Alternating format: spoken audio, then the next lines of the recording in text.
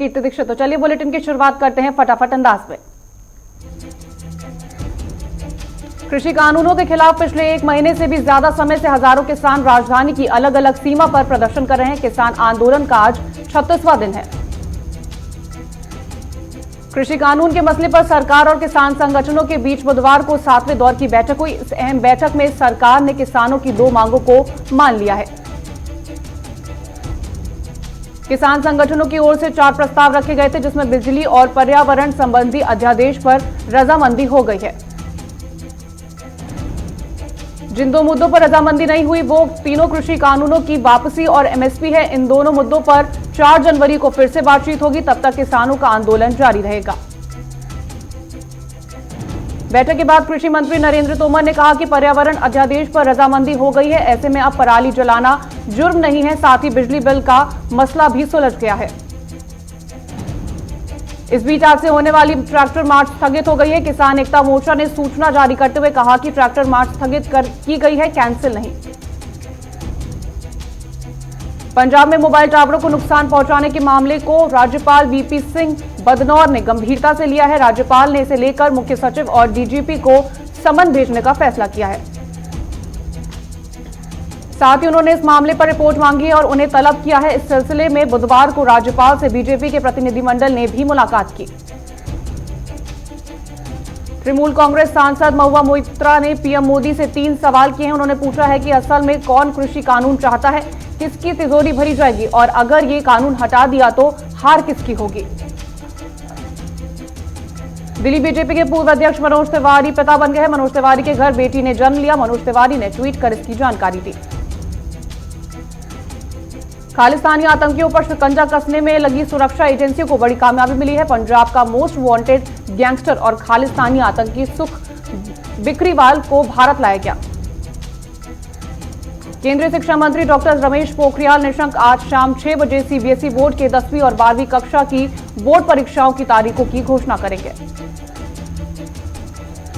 दिल्ली के शाहीन बाग में पिस्तौल से फायर करने वाले कपिल गुर्जर को बीजेपी में सदस्यता और फिर उसे तुरंत रद्द करने के मामले में आप ने बीजेपी पर जमकर निशाना साधा। आप सांसद संजय सिंह ने बीजेपी पर शाहीन बाग की स्क्रिप्ट लिखने का आरोप लगाया है। हालांकि बाद में विवाद बढ़ने के बाद बीजेपी ने कपिल की पार्टी की सदस्यता कुछ ही घंटों में रद्द कर दी। दिल्ली सरकार के पर्यावरण, वन और वाणिज्य विभाग ने वृक्ष प्रत्यारोपण नीति 2020 को अधिसूचित कर दिया है। नई नीति में विकास कार्यों के दौरान 80% पेड़ों का प्रत्यारोपण अनिवार्य होगा। विकास परियोजना के तहत पेड़ों के नुकसान के एवज में अब एक वृक्ष की जगह 10 पौधे लगाने होंगे। पेड़ों की न्यूनतम ऊंचाई 6 फीट होनी चाहिए। नए साल के जश्न को देखते हुए दिल्ली आपदा प्रबंधन प्राधिकरण ने राजधानी में रात्रि कर्फ्यू लगा दिया है। राजधानी दिल्ली में आज और कल नाइट कर्फ्यू लगेगा। दिल्ली के कनॉट प्लेस इलाके में किसी वाहन को बिना पास इजाजत नहीं है। दिल्ली मेट्रो के राजीव चौक स्टेशन से रात 9 बजे के बाद एग्जिट बंद रहेगी। मुंबई में शराब पीकर गाड़ी चलाने वालों का इस बार ब्लड टेस्ट किया जाएगा। अगर पॉजिटिव निकले तो वाहन जब्त होगा। गुजरात के अहमदाबाद में कोरोना के कारण नए साल के जश्न पर रोक लगा दी गई है। अहमदाबाद में रात 9 बजे के बाद पार्टी पर पाबंदी है और नाइट कर्फ्यू लगाया गया। नए साल के जश्न को लेकर गोवा में पहुंचे लोग काफी उत्साहित है। जानकारी के अनुसार गोवा में नए साल का जश्न मनाने के लिए करीब 45 लाख लोग पहुंचे हैं। पूर्व मुख्यमंत्री जीतन राम मांझी ने कहा है कि अरुणाचल प्रदेश में जो हुआ वो स्वच्छ राजनीति का तकाजा नहीं है। बीजेपी नेतृत्व से अनुरोध है कि ऐसी गलती दोबारा न करें, इसका ख्याल रखें। देश में लॉकडाउन के दौरान बिहार सरकार द्वारा अपने लोगों तक मदद पहुंचाने के काम की सराहना करते हुए केंद्र सरकार 2020 के डिजिटल इंडिया अवार्ड से बिहार को सम्मानित करेगी। लोकसभा अध्यक्ष बिरला ने मुख्यमंत्री अशोक गहलोत को चिट्ठी लिख नियम और प्रोटोकॉल जल्द से जल्द तय कर कोटा में कोचिंग संस्थान प्रारंभ करने को कहा है। किसान आंदोलन के बीच हरियाणा में बुधवार को निकाय चुनाव के नतीजे घोषित हुए, जिसमें सत्ताधारी बीजेपी जेजेपी को शिकस्त मिली है। कर्नाटक में हुए ग्राम पंचायत चुनावों के नतीजे आज घोषित किए जाएंगे। 5,728 ग्राम पंचायतों में हुए मतदान की गिनती जारी है। देश में संक्रमितों की संख्या बढ़कर 1,02,66,674 हो गई है, जबकि कोरोना मृतकों की संख्या बढ़कर 1,48,638 हो गई है। देश में गुरुवार को वैश्विक महामारी कोरोना वायरस से संक्रमण के 21,822 नए मामले दर्ज किए गए और 299 लोगों की मौत हो गई। कोरोना वायरस के स्ट्रेन की दस्तक अब गौतम बुद्ध नगर में भी हो गई है। यहां यूके से लौटे 188 लोगों की टेस्टिंग हुई, जिसमें से 2 लोग कोविड पॉजिटिव पाए गए और एक में कोरोना वायरस का नया स्ट्रेन भी पाया गया। अगले महीने 26 जनवरी को होने वाले गणतंत्र दिवस समारोह में कोरोना महामारी के चलते 25,000 दर्शक ही परेड देख पाएंगे, जबकि आमतौर पर यह संख्या 1 लाख के करीब होती है।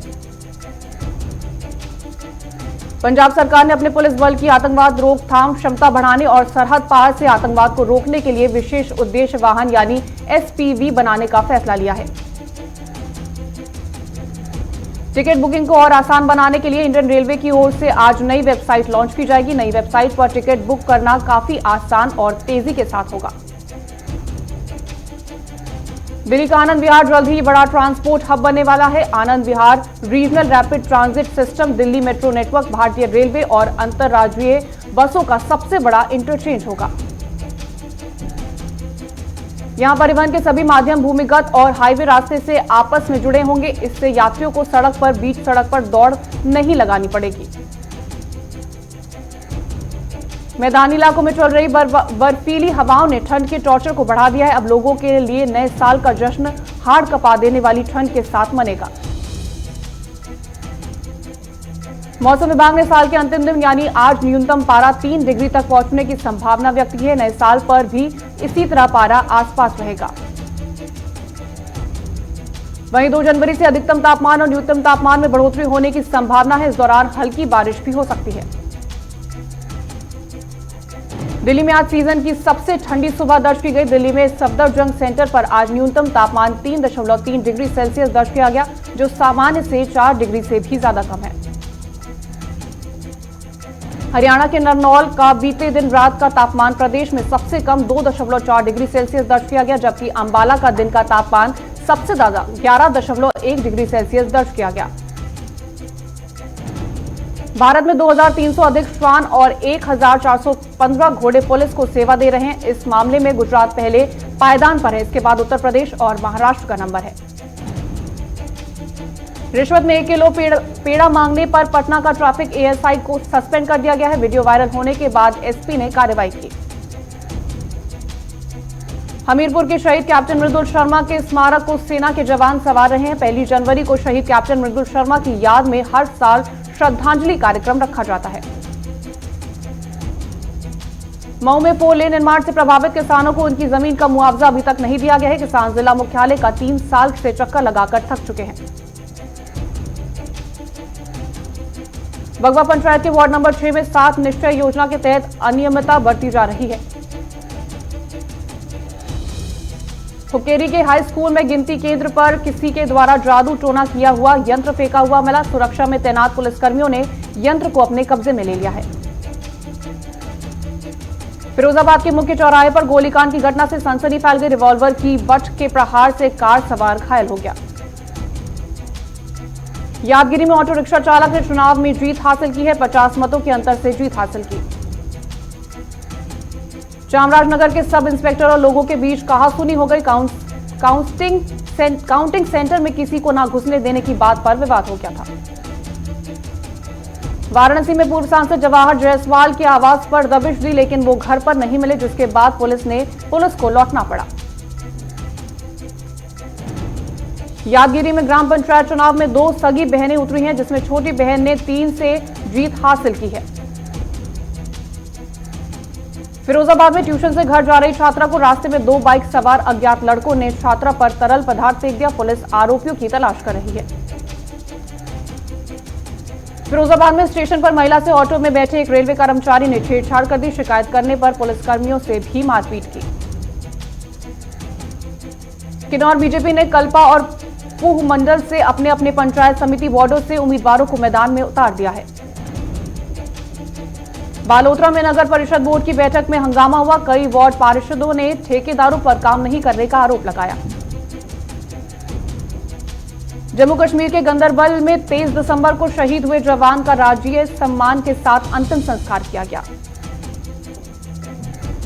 पूर्णिया में दहशत फैलाने गए युवक को पुलिस ने देसी कट्टे और 4 जिंदा कारतूस के साथ गिरफ्तार किया है। मुरादाबाद में सपा के पूर्व विधायक रहे हाजी यूसुफ अंसारी ने मोहसिन रजा पर पलटवार करते हुए कहा कि उनके दिमाग में नफरत का भूसा भरा हुआ है। फतेहपुर में पंचायत चुनावों को लेकर के दूसरे चरण की रिहर्सल संपन्न हुई। इस दौरान एसडीएम भी मौजूद रहे। ऊना जिला कर्मचारी महासंघ के प्रधान रमेश ठाकुर ने मांग की है कि चुनाव ड्यूटी पर तैनात अधिकारियों और कर्मियों को मतदान की सुविधा मिले। संसद के शीतकालीन सत्र को रद्द करने के फैसले और कृषि कानूनों के खिलाफ जिला युवा कांग्रेस ने मशाल यात्रा निकाली, जिसमें युवा कांग्रेस के प्रदेश उपाध्यक्ष और महासचिव मौजूद रहे। श्री मुक्तसर साहिब में बीजेपी ने कांग्रेस सांसद रवनीत सिंह बिट्टू के खिलाफ प्रदर्शन कर पुतला जलाया और उनके खिलाफ कार्रवाई की मांग की है। लुधियाना में नगर निगम ने बकाया रकम को लेकर कार्रवाई करते हुए वेयर हाउस को सील कर दिया है। पानीपत टोल प्लाजा में किसानों से मिलने पहुंचे पूर्व सीएम भूपेंद्र सिंह हुड्डा ने कहा कि किसानों की मांगे जायज हैं, कृषि कानून किसी के हित में नहीं है। लखनऊ में पुलिस बल को बड़ी सफलता मिली है। पुलिस ने डकैती की योजना बनाते हुए गिरोह के 3 बदमाशों को गिरफ्तार कर लिया है। जालौर में प्रशासन टीकाकरण की तैयारियों में जुट गया है। पहले चरण में 10,000 लोगों को टीका लगेगा और वैक्सीन के लिए जिला मुख्यालय पर 2 और उपखंड में 3 केंद्र बनाए गए हैं। हरियाणा के मुख्यमंत्री मनोहर लाल ने पंचकुला में बनने वाले राज्य पुरातत्व संग्रहालय को पर्यटन अनुकूल बनाए जाने के लिए निर्देश दिए हैं।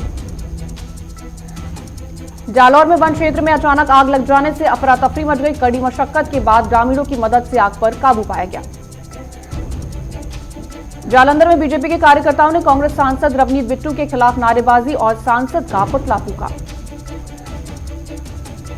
चूरू में कांग्रेस ने कृषि कानूनों के खिलाफ किसान संवाद कार्यक्रम का आयोजन किया और कृषि कानूनों को काला कानून बताया। चूरू के गांव में ग्रामीणों ने बिजली कटौती के विरोध में सड़क जाम कर प्रदर्शन किया। आरोप है कि शिकायत के बावजूद भी समस्या का समाधान नहीं हो रहा।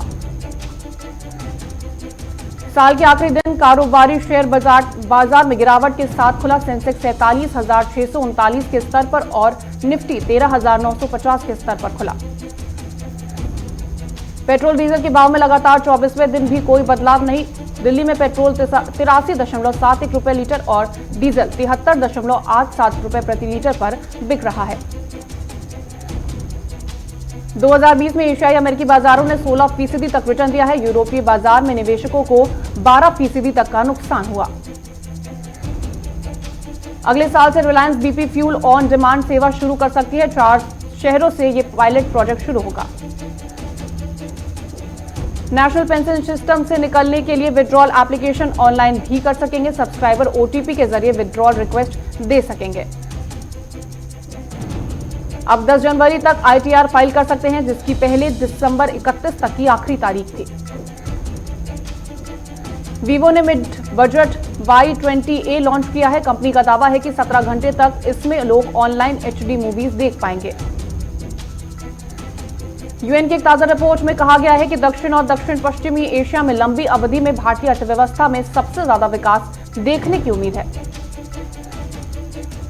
भारत में घूमने के लिए ओयो की सबसे अधिक बुकिंग हुई। दुनिया में दिल्ली सबसे ज्यादा बुक किए जाने वाला शहर बना। आज इस साल की फ्लिपकार्ट से राष्ट्रीय स्मार्टफोन खरीदने का आखिरी मौका है। आईसीआईसीआई बैंक की तरफ से 10% का एडिशनल डिस्काउंट भी मिल रहा है। कोरोना के नए स्ट्रेन के बीच ब्रिटेन ने ऑक्सफोर्ड और एस्ट्राजेनेका की कोविड वैक्सीन को मंजूरी दे दी है। अमेरिका के कैलिफोर्निया में फाइजर की वैक्सीन लगाने के कुछ दिन बाद नर्स कोरोना की चपेट में आ गई। नवनिर्वाचित अमेरिकी सांसद रिपब्लिकन ल्यूक लेटलो की कोरोना से मौत हो गई। जो बाइडेन ने कोविड-19 टीके के वितरण की गति पर डोनाल्ड ट्रंप की आलोचना की। उन्होंने कहा, मौजूदा गति से यदि टीकाकरण चला तो लोगों को टीका देने में सालों लग जाएंगे। यमन के अदन एयरपोर्ट पर हुए धमाके में 22 लोगों की मौत हो गई, जबकि 50 से ज्यादा लोग घायल हो गए। ब्रिटेन के प्रधानमंत्री बोरिस जॉनसन ने यूरोपीय संघ के साथ ब्रेक्सिट व्यापार समझौते पर हस्ताक्षर किए। रूस के राष्ट्रपति व्लादिमीर पुतिन ने कहा है कि रूस और भारत 2021 में सहयोग को बढ़ावा देने की दिशा में कार्य करते हैं। पाकिस्तान एयरफोर्स ने औपचारिक रूस JF-17 thunder block 2 double seater लड़ाकू विमान को अपने बेड़े में शामिल कर लिया है। अर्जेंटीना की सीनेट गर्भपात को वैध करार देने संबंधी विधेयक को पारित कर दिया है। महिलाएं इस अधिकार के लिए दशकों से आंदोलन कर रही थी। नॉर्वे की राजधानी ओस्लो में आए भूस्खलन की वजह से 20 से ज्यादा लोग लापता हो गए, वहीं कई मकान जमींदोज भी हो गए। दिव्यांग बच्चों ने मुंह से पेंट ब्रश पकड़कर सोनू सूद का स्केच बनाया, जिस पर भावुक होकर अभिनेता बोले, जल्द मिलता हूं। वेडिंग एनिवर्सरी पर पत्नी किरण राव के लिए एक्टर आमिर खान रोमांटिक गाना गाते दिखे, जिसका वीडियो सोशल मीडिया पर वायरल हुआ। तबीयत बिगड़ने पर रेमो की मदद के लिए सलमान सबसे पहले सामने आए थे। अब कोरियोग्राफर ने सलमान का आभार जताया। रेमो ने कहा, सलमान का दिल बहुत बड़ा है। राखी सावंत को बचपन में उनके पापा मामा पीटते थे। इस बारे में राहुल वैद्य के आगे रो रो कर राखी ने अपने खुलासे किए। कौन बनेगा करोड़पति में 1 करोड़ के सवाल पर महिला ने शो क्विट किया। उनकी लव स्टोरी से अमिताभ बच्चन काफी इंप्रेस हुए। दूसरे टेस्ट में टीम इंडिया की जीत से पाकिस्तान के पूर्व तेज गेंदबाज शोएब अख्तर गदागद है। अख्तर ने कहा, संकट में जज्बा दिखाना भारत से सीखें। ऑस्ट्रेलियाई महिला क्रिकेट टीम के साथ भारतीय महिला क्रिकेट टीम के बीच होने वाला कॉमनवेल्थ बैंक 1 दिवसीय सीरीज अगले सत्र तक स्थगित हो गई है। शिखर धवन ने सिंगर शहनाज गिल के एक ऑडियो डायलॉग के रिमिक्स पर जबरदस्त डांस किया, जिसका वीडियो वायरल हो रहा है। भारतीय ऑलराउंडर हार्दिक पांड्या और उनकी पत्नी नताशा का बेटा 5 महीने का हो गया है, जिसकी हार्दिक पांड्या ने प्यारी तस्वीर शेयर की है। टोक्यो ओलंपिक में गोल्ड मेडल पर मुक्केबाज विकास कृष्ण कब्जा जमाना चाहते हैं। इसके लिए विकास ने कई दावे किए हैं। फिलहाल रुक रहे छोटे से ब्रेक के बाद फौरन हाजिर होंगे।